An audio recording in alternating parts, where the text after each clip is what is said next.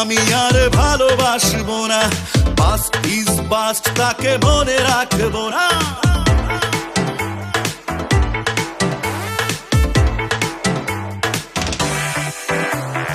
আজ থেকে আমি আর ভালোবাসবো না, পাস্ট ইজ পাস্ট, তাকে মনে রাখবো না। শুধু দুঃখকে কষ্ট দেব, কষ্ট পুড়িয়ে শেষে উড়িয়ে দেব।